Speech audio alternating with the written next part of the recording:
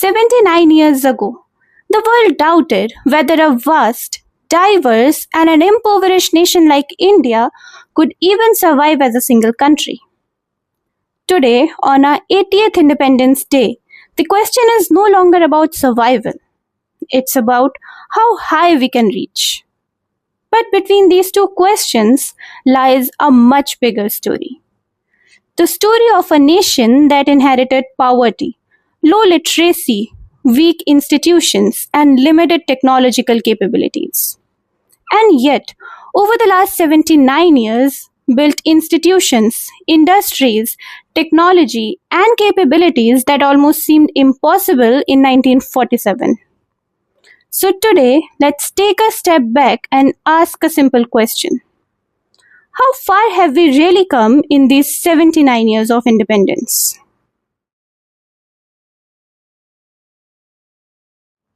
When we talk about India's achievements, we often jump straight to rockets, highways, or even the economy. But perhaps the most remarkable achievement came much earlier. We built and sustained a republic. India became independent in 1947 and a republic in 1950. Think about the challenge.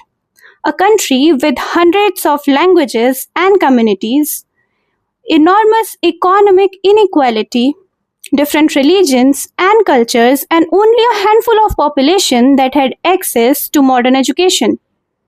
And yet, we chose universal adult franchise. We didn't wait for everyone to become educated or prosperous before giving our people the right to vote. We trusted ordinary Indians with democracy from the very beginning. The republic that came into force in 1950 still forms the foundation of our republic today. Of course, our institutions are not perfect. Democracies never are.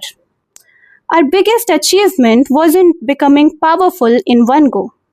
It was being capable of holding together an enormously vast country.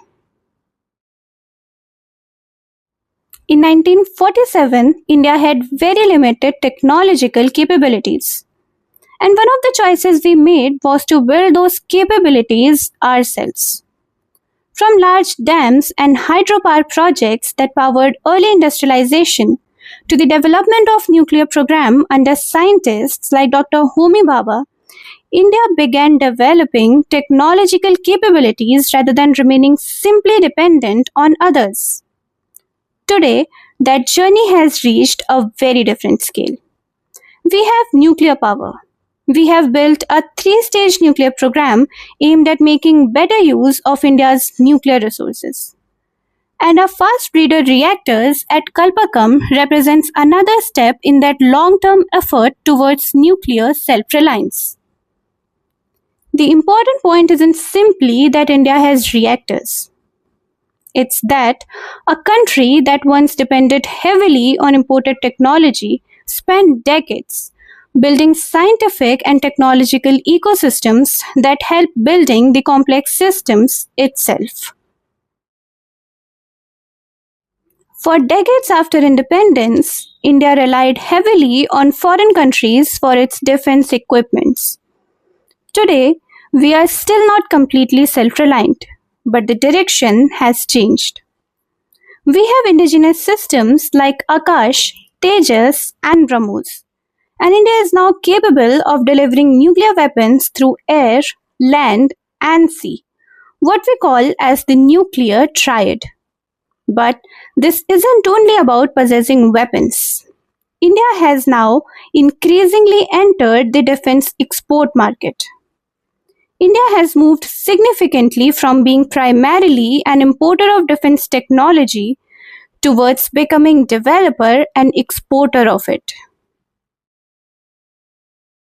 At Thumba, in the early days of India's space program, parts of our sounding rockets were transported on bicycles and even on bullock carts.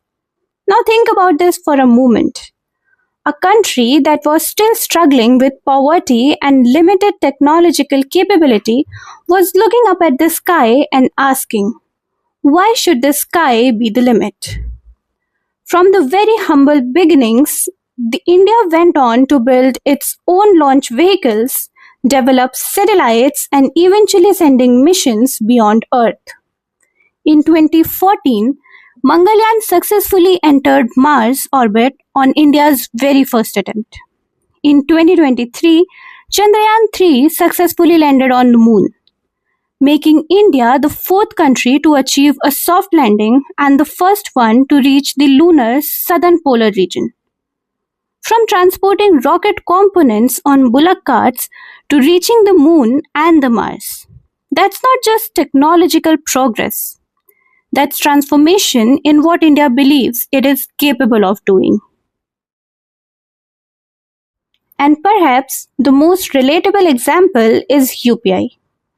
A vegetable vendor can put up a QR code. A student can split a restaurant bill. A small business can receive payment within seconds. And today, UPI processes billions of transactions every month.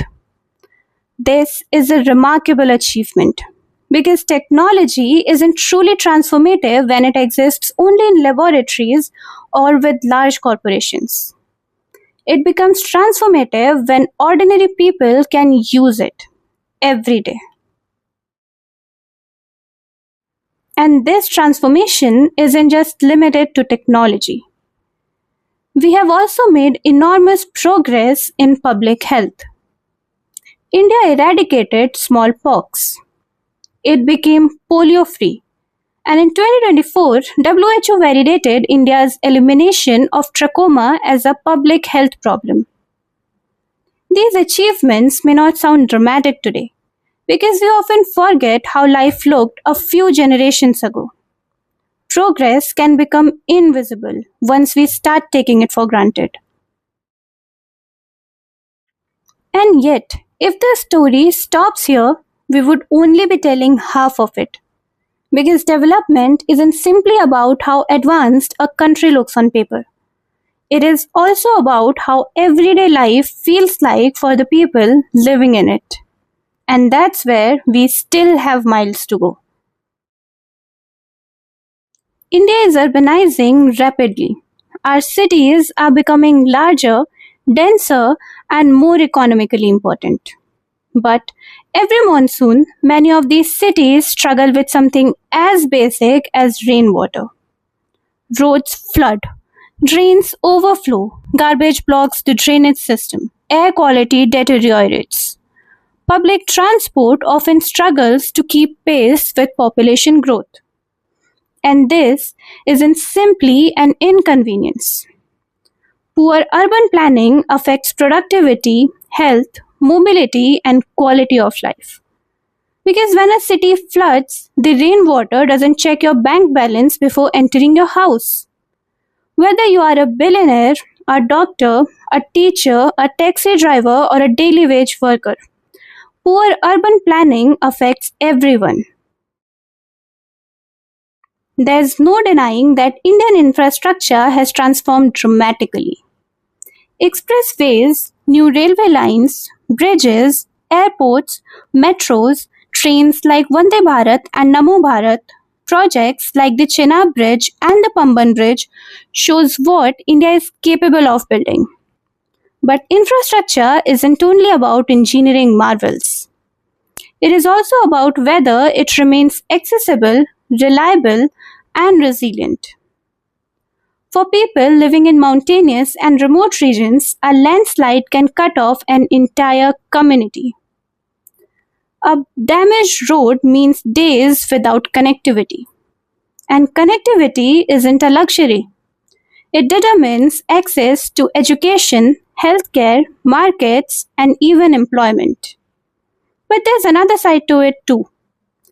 Public infrastructure is public property.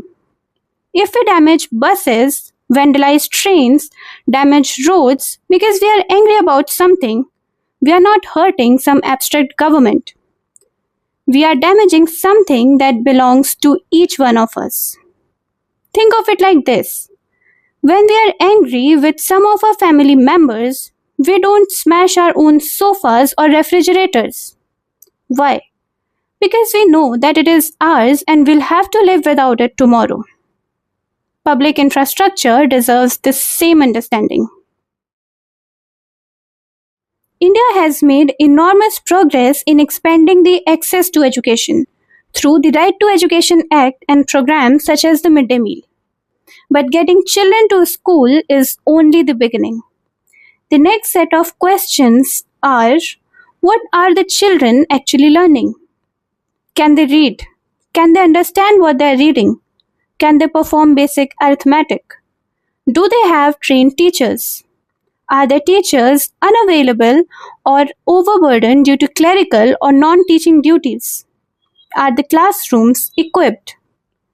Because demographic dividend isn't simply created by having a young population. It is created when that population is educated, skilled, healthy, and has opportunities. And this is perhaps the biggest challenge that India faces today: moving from access to quality. And this brings us to 2047. When India celebrates 100 years of independence, what should we be able to say? Maybe that every child receives genuinely good education regardless of where they are born. Maybe that every woman participate fully in the economy without having to choose between work and safety. Maybe that unpaid care work receives the recognition it deserves. Maybe that our cities survive monsoon without turning into disaster zones. Maybe that person gets justice without waiting for decades. Maybe that we build infrastructure without destroying the environment that sustains us. And maybe that we become a country where prosperity and quality of life grows together.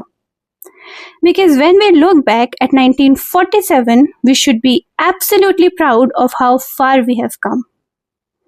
But pride shouldn't make us blind to what remains unfinished. And criticism shouldn't make us blind to what we have achieved. Both can be true. We can be proud of India at 79, yet demand more from India at 100. Because 1947 was never supposed to be the finish line.